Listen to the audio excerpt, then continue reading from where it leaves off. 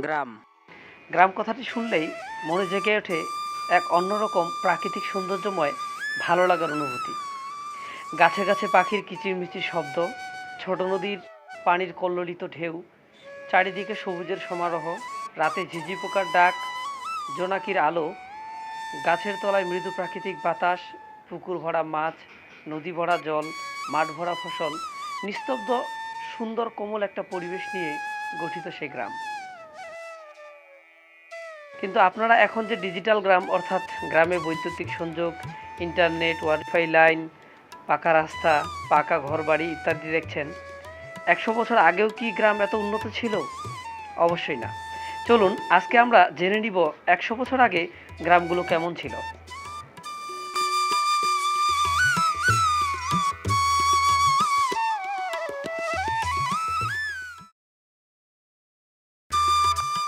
১০০ বছর আগে গ্রামগুলো ছিল ছোট, নিরিবিলি পরিবেশে অবস্থিত।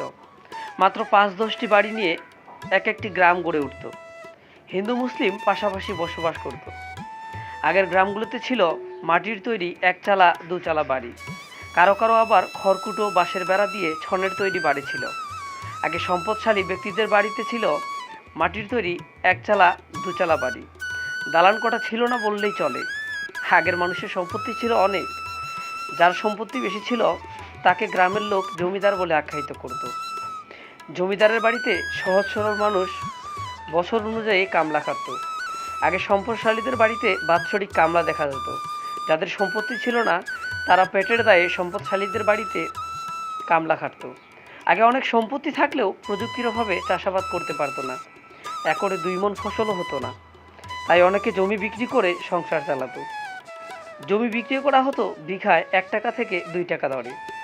রাস্তা বা বাজারের পাশে জমিগুলো বিক্রি হতো ৫ টাকা বিঘা দরে। অনেকে জমি লিখে নিয়ে টাকাই দিত না। গ্রামের পাশেই ছিল জঙ্গল।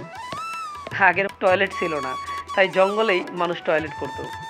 আগে অনেক গাছপালা ছিল, বাড়ির পাশেই জঙ্গলে থাকতো অনেক ভয়ঙ্কর প্রাণী। অবিশ্বাস্য হলেও এটাই সত্যি যে আগের গ্রামের জঙ্গলগুলোতে বাঘ দেখা যেত। অবাক লাগছে না? দিনে দুপুরে জঙ্গলে বাঘ দেখা যেত।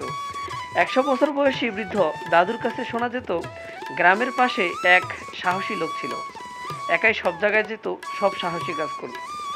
একাই একদিন জঙ্গলে গিয়েছিল শুকনো কাঠ আনতে। হঠাৎ ক্ষুধার্ত বাঘ আক্রমণ করে লোকটির উপর। অনেক চেষ্টা করে নিজেকে বাঁচানোর, নিজেকে রক্ষা করতে সক্ষম হয়, কিন্তু পরক্ষণেই লক্ষ্য করে পেছনের অংশে বাঘ আঁচড় দিয়ে মাংস ছুটিয়ে নিয়েছে।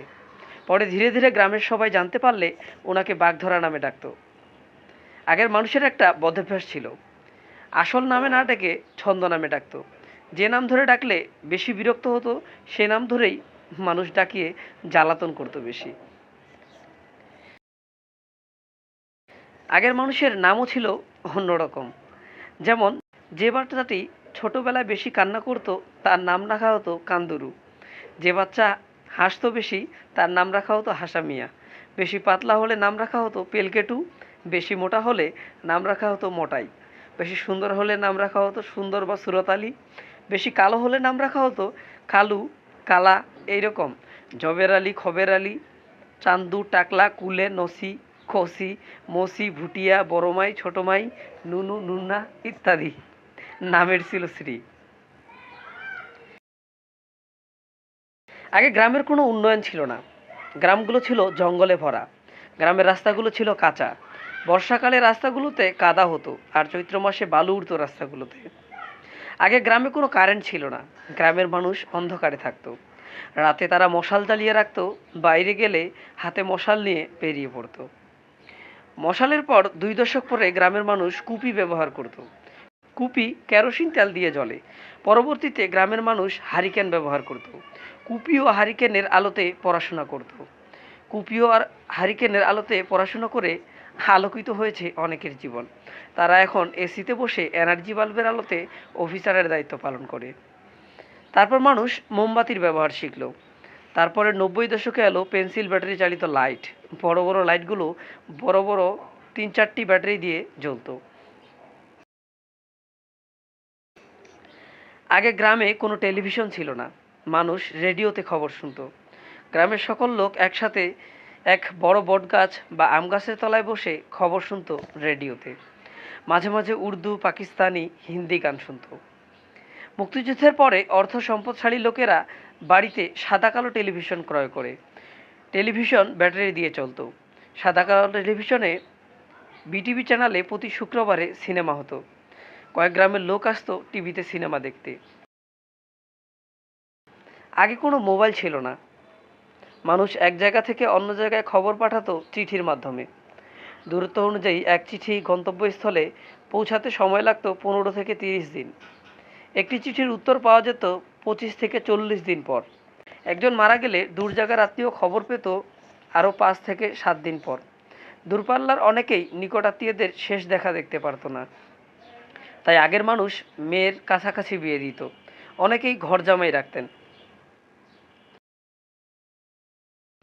আগে পয়সা প্রচলন ছিল। আমরা জানি 100 পয়সা সমান 1 টাকা। আগে 1 পয়সায় অনেক কিছু পাওয়া যেত। 10 পয়সা হলে ব্যাগ ভর্তি বাজার করা যেত।